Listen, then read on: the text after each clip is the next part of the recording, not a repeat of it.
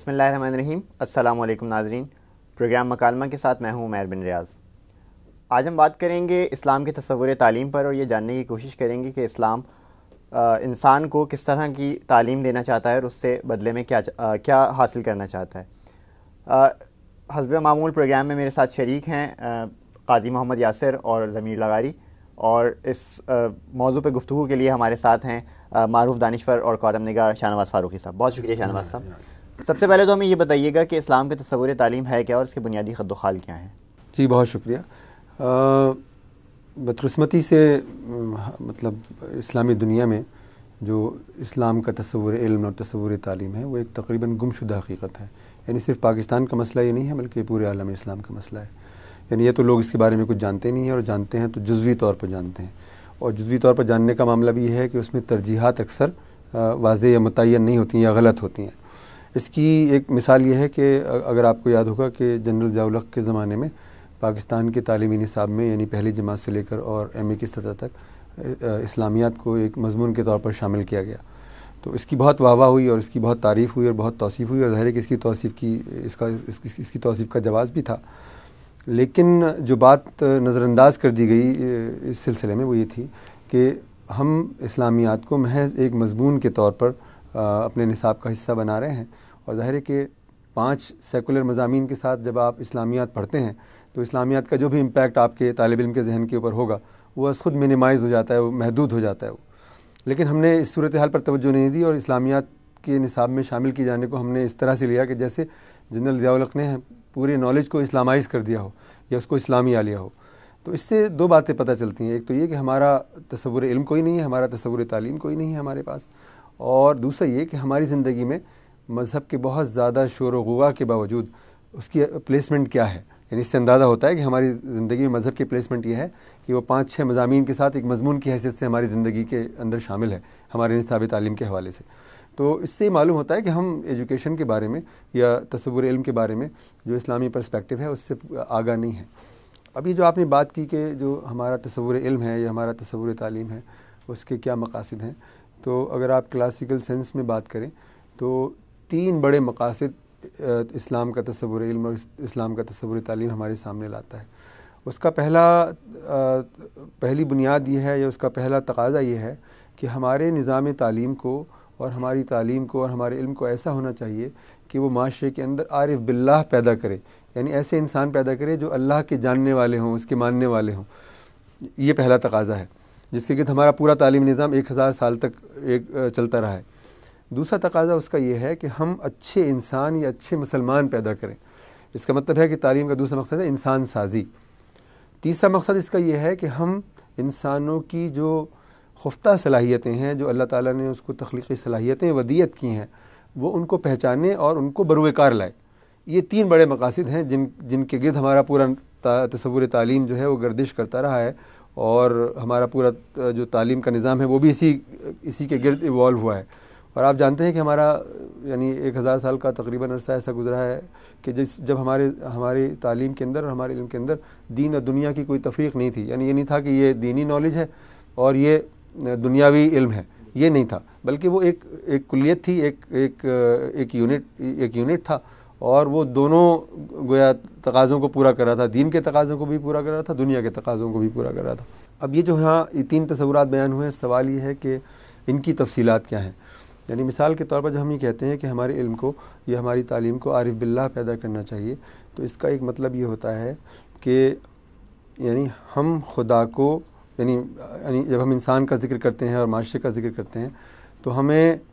ایک مسلمان کی حیثیت سے یہ جاننا چاہیے کہ ہماری زندگی میں ہماری زندگی کی ساری اہمیت اور ساری معنویت اور اس کا سارا حسن و جمال اس بات پر منحصر ہے کہ ہم اپنے خالق کو، اپنے مالک کو، اپنے رازق کو کتنا جانتے ہیں، کتنا مانتے ہیں اور اس سے کتنی محبت کرتے ہیں۔ یعنی یہ پیرامیٹر ہے کہ اگر ہمارا علم یہ ہمیں نہیں بتاتا، ہماری تعلیم ہمیں نہیں بتاتی، تو ہمیں کچھ نہیں بتاتا۔ اس کو ذرا سا آپ مزید ایلیبوریٹ کریں۔ اس کا ایک مطلب یہ ہے کہ جیسے مثال کے طور پر آپ فرض کیجئے ایک شخص ہے کہ جو خدا کی ذات یا خدا کی صفات کے بارے میں صرف ایک بات جانتا ہے، کوئی بھی ایک بات۔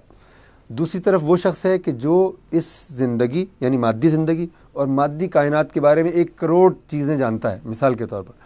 تو ہماری جو علمی روایت ہے، ہمارا جو تصور علم ہے، وہ ہمیں بتاتا ہے کہ وہ شخص جو خدا کے بارے میں، اس کی ذات اور صفات کے بارے میں صرف ایک بات جانتا ہے، وہ مادی زندگی اور مادی کائنات کے بارے میں 1 کروڑ باتیں جاننے والے انسان سے زیادہ صاحب علم ہے، زیادہ بڑا عالم ہے اس سے۔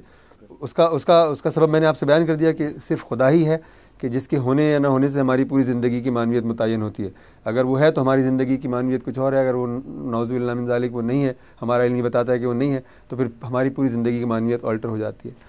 اس کا ایک اسلوب یہ ہے، اس بات کا ایک اسلوب یہ ہے بیان کرنے کا یا اس کو دیکھنے کا، کہ ہمارا علم اور ہمارا تصور تعلیم ایسا ہونا چاہیے کہ جس کے ذریعے سے ہم خدا کو جان بھی سکیں، محسوس بھی کر سکیں، اور وہ خدا ہمیں نظر بھی آ سکے۔ یعنی مثال کے طور پر ہم خدا کو قادر مطلق کہتے ہیں، تو ہمارے علم کو، ہمارے تصور تعلیم کو ایسا ہونا چاہیے کہ خدا قادر مطلق ہمیں یعنی تصور کی سطح پر بھی معلوم ہو کہ خدا قادر مطلق ہے، وہ ہمیں محسوس بھی ہو کہ واقعی وہ قادر مطلق ہے، اور وہ ہمیں نظر بھی آئے کہ واقعی وہ قادر مطلق ہے۔ ٹھیک ہے، یہاں ہم اس کی ایک صفت بیان کرتے ہیں کہ وہ رحمان ہے، تو خدا کی رحمانیت کو ہمیں تصور کی سطح پر بھی سمجھ میں آنا چاہیے، ہمیں اس کی رحمانیت کو محسوس بھی ہونا چاہیے، اور ہمیں اس کی رحمانیت انفرادی زندگی میں اور اجتماعی زندگی میں پوری کائنات میں کار فرما بھی نظر آنی چاہیے، یعنی تجربہ اور مشاہدہ ہاں دونوں کی سطح۔ یہ ہے، تو یہ جب یہ تقاضا وہ پورا کرتا ہے تو ہم کہتے ہیں کہ ہمارا تصور تعلیم، یہ ہمارا تصور علم جو ہے، اس نے ایک ایسا یعنی ماحول پیدا کیا کہ جس میں خدا کو جاننا، خدا کو ماننا اور اس سے محبت کرنا سہل ہو گیا ہے، ممکن ہو گیا، اور وہ سب سے بڑی قدر بن گیا ہے۔ ایک تو یہ بات ہوئی۔ اب مثلا جیسے کہ اب ہماری جو گویا جدید تعلیم ہے، اس سے تو خیر اس کے بارے میں کیا ہی بات کی جائے، مطلب ہماری جو مذہبی تعلیم ہے وہ بھی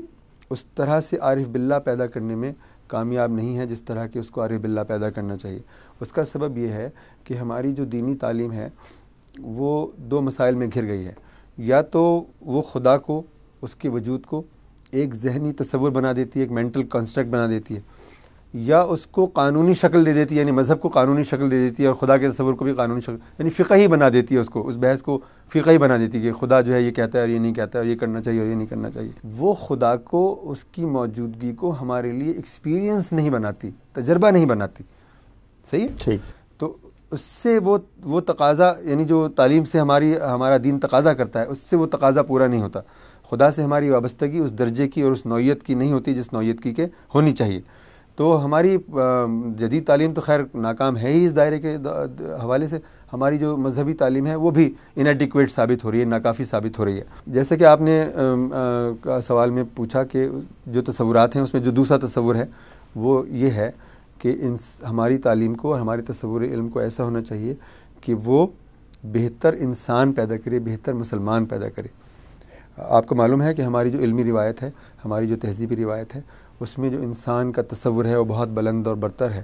اس کا ایک تصور یہ ہے کہ اللہ تعالیٰ نے انسان کو اشرف المخلوقات بنایا۔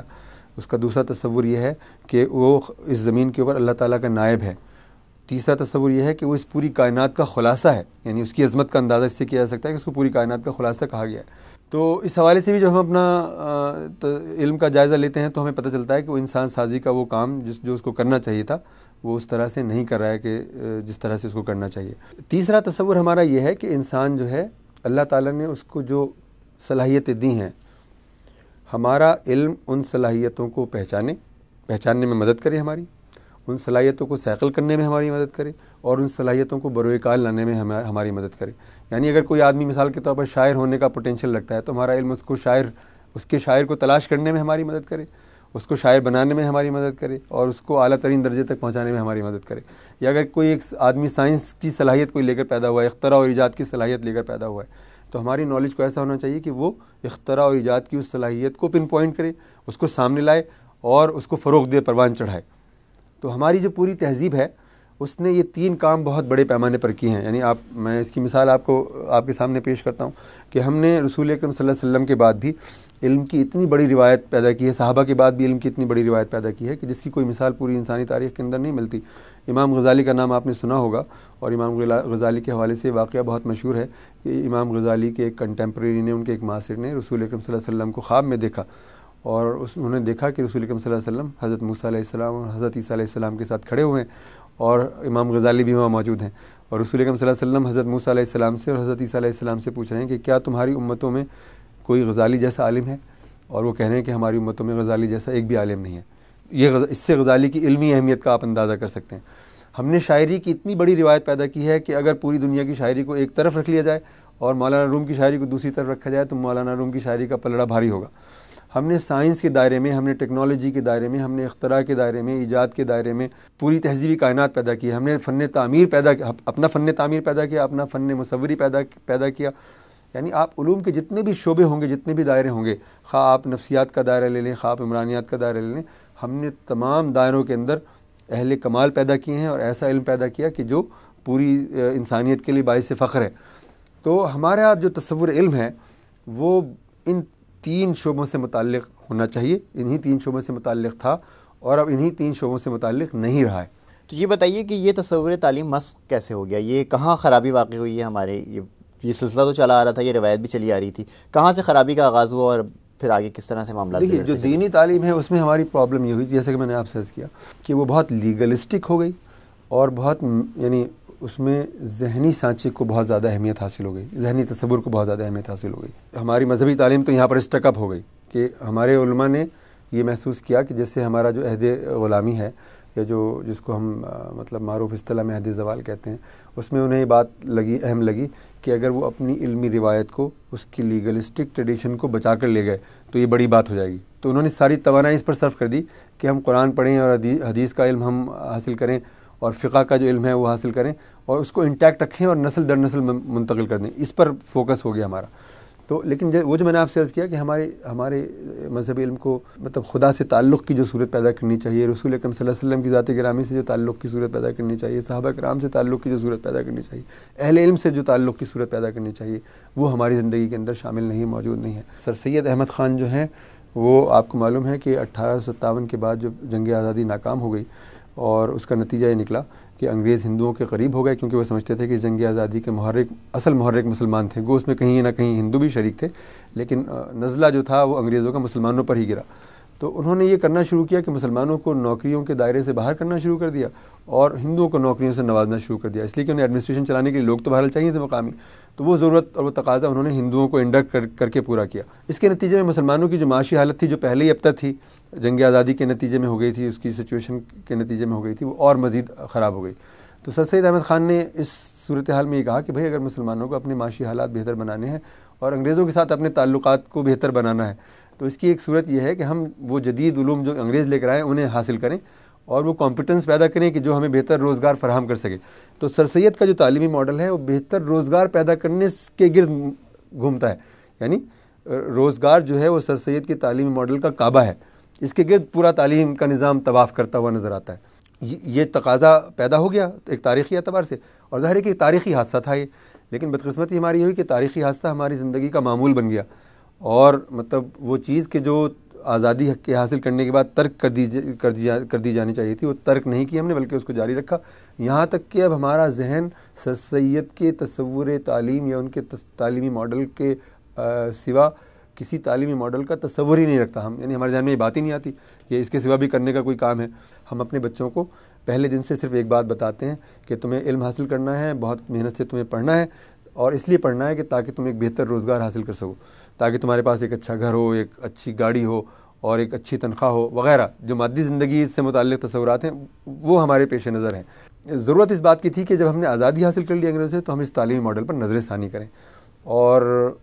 لیکن لوگ کہتے ہیں کہ ظاہر ہے روزگار بھی بہت امپورٹنٹ ہے، اور وہ غلط نہیں کہتے ہیں، روزگار بھی ہماری زندگی میں بڑا امپورٹنٹ ہے، اس میں کوئی شبہ نہیں ہے، لیکن یہ کہ روزگار کے تصور کو بھی اگر ہم امپورٹنٹ سمجھ لیں تو پھر ہمیں یہ کہنا چاہیے کہ ہمارے تعلیمی ماڈل کے 4 بنیادی تقاضے ہیں۔ نمبر 1، اس کو ہمیں عارف باللہ پیدا کرنے چاہیے، اس کو اچھا انسان بنانا چاہیے ہمیں، اور اس کو ہماری تخلیقی صلاحیتوں کو دریافت کرنے والا، پروان چڑھانے والا ہونا چاہیے، اور وہ ایسا ہونا چاہیے کہ ہمیں بہتر روزگار بھی فراہم کر سکے۔ ٹھیک ہے، یہ 4 تقاضے ہمارے بنتے ہیں۔ ناظرین، یہاں ہم ایک وقفہ لیں گے، وقفے کے بعد دوبارہ حاضر ہوتے ہیں۔